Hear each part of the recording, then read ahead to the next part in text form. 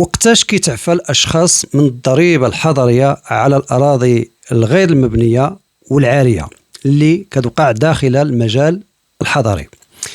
المادة 42 من القانون 47/06 عطات بعض الأشخاص اللي ممكن يستفدوا من هذا الإعفاء الكلي والمؤقت.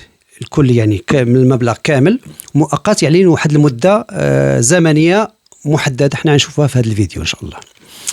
الا كانوا هاد الاشخاص هادم عندهم اراضي داخل المجال الحضري، يعني في المدينه ولا في الجوانب ديال المدينه اللي محدده بالدوائر الحضريه، ولا في المجال القروي يعني في المراكز القرويه.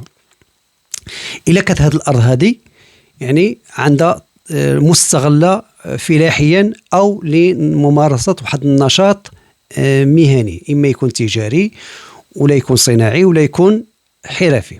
احنا الآن عادي نشوفوا الاستغلال الفلاحي ديال هذه الأرض هذه. الاستغلال الفلاحي ديال هذه الأرض هذه أعطى القانون أنه ممكن يتعفى إلا كانت الأرض هذه قلنا داخل المجال الحضري، وكيتعفى المساحة المستغلة زائد 5 المرات من المساحة المستغلة. ما كيعطيوش على المساحة المستغلة هي اللي معفاة، 5 المرات هذيك المساحة المستغلة، ولكن بشروط. حنا نشوف نعطي مثال هنا باش توضح. إلا كان مثلا شي واحد عنده أرض مثلا شي 6000 متر مربع في حد المجال يعني حضري ولا قروي وداخل في المجال الحضري هنا، وكيستغل هو واحد المساحة ديال 1000 متر مربع، يعني واحد الخدام ديال الأرض كما كنقولوا حنا بالدارجة، كيستغلوا في النشاط الفلاحي. اما داير فيه مثلا الزيتون ولا داير شي حاجه، وداير شي كوري ديال الدجاج مثلا ولا شي حاجه فلاحيه. هنا يعني ديك الالف شحال هي 5 المرات؟ ديك الالف هي 5000 متر. هاد 5000 متر معفيه زائد الالف اللي هو مستغله هي 6000 متر مربع. اذا هذه كامله، هذه المساحه هذه كامله تعفى من الاداء ديال الضريبه الحضريه على الاراضي العاريه الغير مبنيه. الا فاتت 6000 مثلا، في هذه الحاله هذه كان عنده مثلا 7000 ولا 8000، فديك الفارق مثلا عنده 8000 2000 متر وعاد يخلص عليها الضريبه. ما علينا الان كيفاش يستفد هذا الشخص هذا من هذا الاعفاء من هذه الضريبه هذه. إذا خصو يثبت بأن هذيك الأرض مستغلة في المجال الفلاحي. إذا شنو خصو عليه يدير؟ خصو يدير طلب إلى المديرية الإقليمية للفلاحة، ويطلب بأنه يعطيه واحد الوثيقة إدارية تثبت بأن تلك الأرض هي للاستغلال الفلاحي وماشي شي استغلال آخر. إذا شنو خصو الوثائق اللي خصو يجمع؟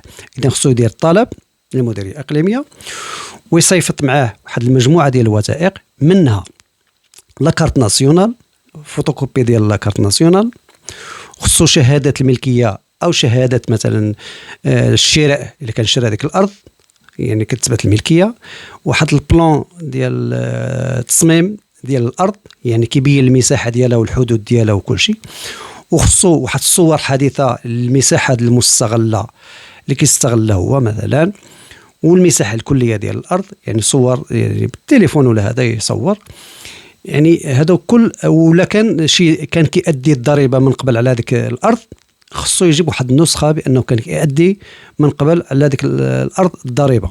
هاد الوثائق كاملين خصهم يدفعوا للمديرية الإقليمية، والمديرية الإقليمية ما يمكن ماشي اوتوماتيك تعطيه الوثيقة، لا كدير واحد وصيفط واحد العون يعني تقني فلاحي وبتنسق مع السلطة، كيدير واحد المحضر معاينة ديك الأرض الفلاحية، كيمشيو يشوفوها وشوفوا فعلا واش هذيك الأرض فعلا تستغل فلاحيا، وشوفوا فين هي شحال هي المساحة المستغلة، وكيديروا واحد المحضر وكيسنيو فيه بجوج يعني العون اللي مكلفه وزارة الفلاحة، المندوبية الإقليمية لوزارة الفلاحة، والممثل ديال السلطه المحليه. يقدر يكون قايد، يقدر يكون شي واحد مكلفه القايد بهذه المهمه هذه، وكيدير واحد المحضر، وبناء على هذاك المحضر كيتصيفط للمديريه الاقليميه، وبناء على ذاك المحضر اللي بيد المديريه الاقليميه ممكن يعطيوه ممكن يعطيه، لا تثبتوا بان فعلا تستغلوا هنا كيعطيوه. الى جاء المحضر بانه هذا راه كيلعب بينا ولا هذا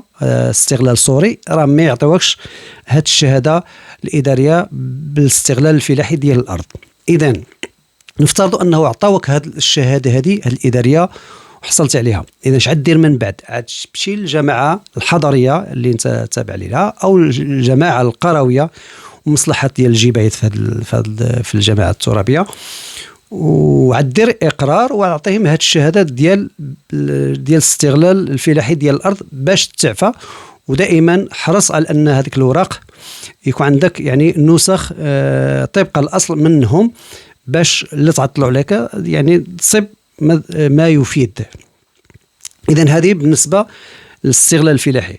نفس الشيء بالنسبه الا كان عندك نشاط مهني حتى هو عاوتاني عنده الوثائق ديالو بحال هالشكل هذا، غير هو ما كتمشيش لوزاره الفلاحه، كتمشي للوزاره المندوبيه او المديريه الاقليميه اللي متعلقه بهذا النشاط ديال الصناعه والتجاره هذا، او فقط المعاينه ديال السلطه المحليه. كدير طلب للسلطه المحليه القايد ولا البشويه، هما كيديروا واحد اللجنه ديال المعاينه وكيعطيوه اما كيعطيوك ديك الشهاده اداريه ولا لا. الحاله الثانيه هذا بالنسبه للاستغلال الفلاحي والاستغلال المهني. الا كان مثلا عندك واحد البقعه، مثلا بقعه ارضيه في تجزئه وبغيتي واحد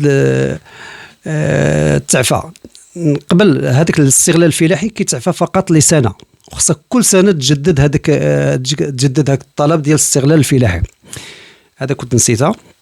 بالنسبه لك عندك شي بقعه مثلا داخل تجزئه او عندك بقعه معينه وبغيتي تعفى بواحد المده ديال 3 سنين، ما عليك الا دير واحد الرخصه ديال البناء، دير طلب ويعطيوك هذه الرخصه ديال البناء وتشرع في البناء. هنا كتعفى المده ديال 3 سنوات، 3 سنين وانت معفي من هذه الضريبه هذه، ولكن فوق خصك تبني في هاد 3 سنين. الا ما بنيتش ويعطيوك خصك تبني ويعطيوك يعني الشهاده ديال بيرمي دابيتي، هنا كتكون ساليت البني وبالتالي كتستافد من 3 سنين.